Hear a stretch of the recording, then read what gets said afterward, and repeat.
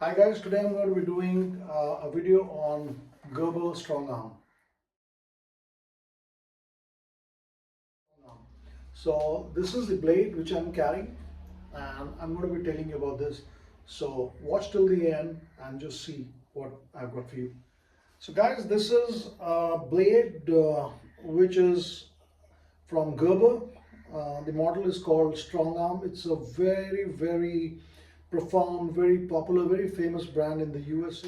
So guys, there is a disclaimer. This is not the original Gerber Strongarm, but this is made very close to that blade. It has got everything which the original Gerber Strongarm has.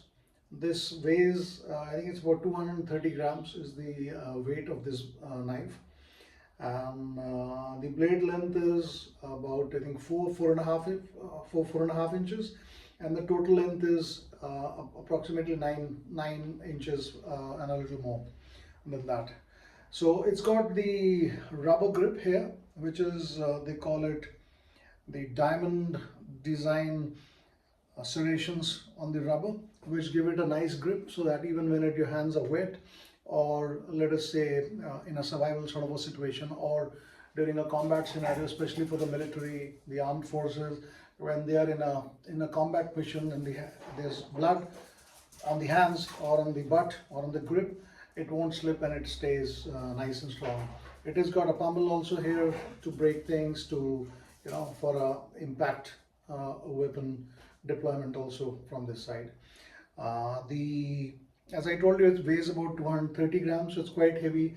It's good for chopping woods, and it's also good for survival purpose and obviously for combat deployment.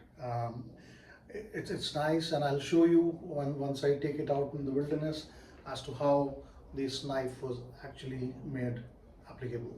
So it comes in various variations to carry. Now the one which I'm carrying right now is called the vertical carry. Now this vertical carry is quite strong. If you can see, this is the sheath here, and if I move around, I get into a combative sort of a situation, it won't come out. All right, it doesn't come out unless and until I pull it and push with my thumb on against the sheath. The knife won't come out. So knife fixes very well, and it only comes out when it's pushed against the, if I can close in and show you. So this part of the sheath is where you have to press with the thumb, and with the index finger you have to pull the blade out. That's the time it comes out. So it's called the vertical carry. Now that sound goes of the lock. So it clicks and it locks in place. So I fixed it in a way so that it doesn't dangle a lot, but there are various modifications which you can do to this so that the knife doesn't, when you're moving around, you're running, you're getting into a combat situation, a self-defense or a survival situation, it doesn't dangle much. So you can work on that, and obviously it has got slots. You can use lanyards to fix it nice and well. That can be done. So that's carry number one, which is the vertical. Now I'll show you the horizontal carry. So guys, the second carry is the horizontal carry or the appendix carry. So this is how it is carried. So I've strapped it on my belt, and it can be pulled out from there. Although this knife is a little long for an appendix carry or a horizontal carry, but this is the way you carry it. This is the sheath. So I have it sewed it through my belt, and it comes here, it sits here. It gives you a very quick draw, so it's good for a survival, self-defense sort of a situation. Here you can keep it under your jacket like that, and lift your jacket, and that can be pulled out very quickly. So this is a nice way of carrying the knife too, which is called the horizontal or the appendix carry, basically for combative purpose, more used by people into combative roles like the defense forces, or people who are into some sort of training, into combative and martial arts training. For them it's a good sort of way to carry and keep the knife in a manner so that it becomes a very quick draw. All right, now let us look at some of the grips with which you can hold this knife. So this is an oriental or underarm grip. You can go in for an overhand grip like this, or a plunge grip.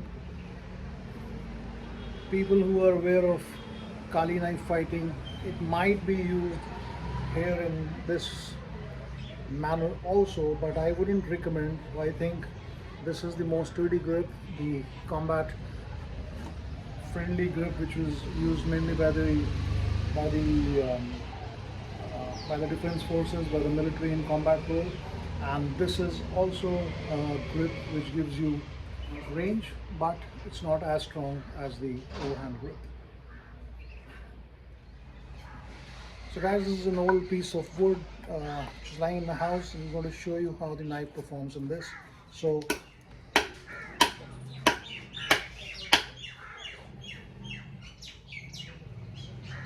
if you see the knife, the grip is good, it didn't slip out of my hand, and the angle of strike is also very, very precise because the grip is nice and strong. All right, and it chucks the wood well, got sharp edges.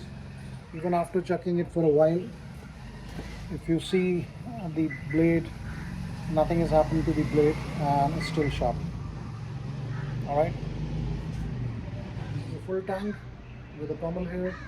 The knife is quite sturdy, the slashes are nice, the thrusts are good, and the plunges are also nice. The knife stays in place, giving you a nice grip and trajectory, and works well. So take a look at it, guys, from other channels also, and if you want, you can buy this, but use it very, very judiciously. Be on the right side of the law. Don't move around with a knife in public places. This is only for training purpose. Use it in line with the law. And I, being from the armed forces and tactical combat instructor, this is part of my genre of job that I must use knife to train people in knife, those who really need knife in their respective profiles and duties. So please be careful when you deal with knives, because they can prove to be very, very dangerous and at times lethal.